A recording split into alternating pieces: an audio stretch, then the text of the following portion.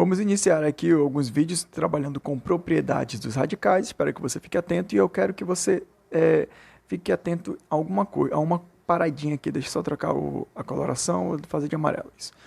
Toda vez que você vir a palavra propriedade, eu quero que você identifique isso aqui como comportamento. Toda vez que você estiver trabalhando com propriedades, seja qual for, propriedade da potência, propriedade dos radicais, propriedade das matrizes, você tem que visualizar isso como comportamento. Comportamento.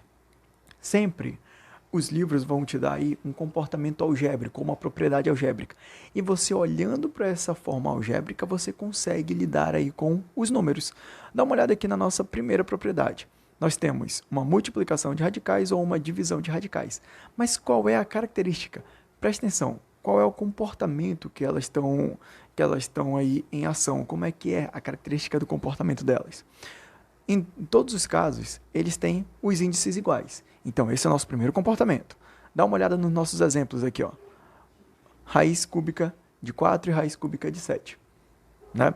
E observa aqui no caso da fração, da divisão, especificamente esse cara. É um radical de índice n qualquer, que ele está sobrepondo uma fração a essa condição n.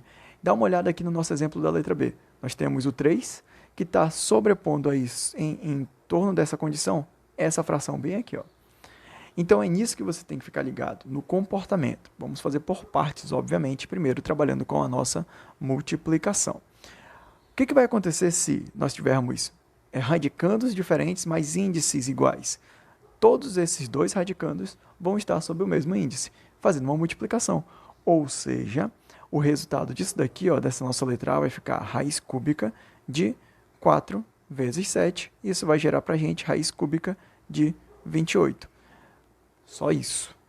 Isso é comportamento. Eu enrolei um pouquinho nessa definição, justamente para a gente acelerar um pouco mais a partir das próximas propriedades.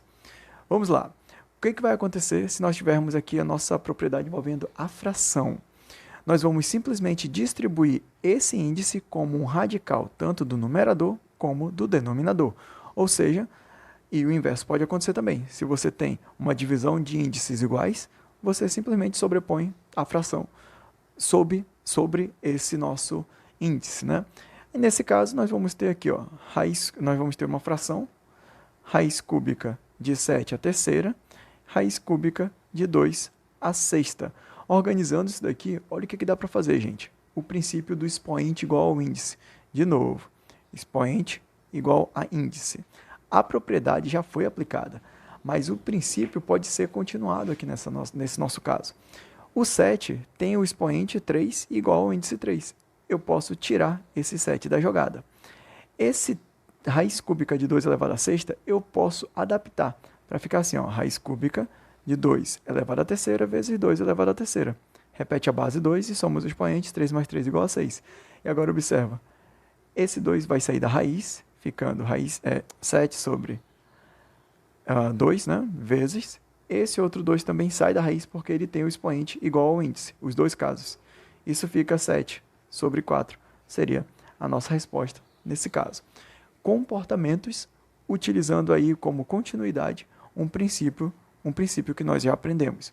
Então, faça uso dos princípios, faça uso dos comportamentos, isso vai facilitar a tua vida, principalmente nesse caso, que a gente está trabalhando aqui com propriedades dos radicais, certo? Só como lição dessa primeira aula, toda vez que você ouvir a palavra propriedade, você vai lembrar de comportamento.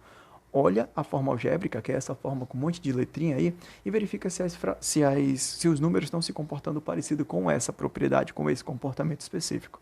Depois é só você fazer as operações básicas que você já aprendeu anteriormente. Até a próxima aula e tchau!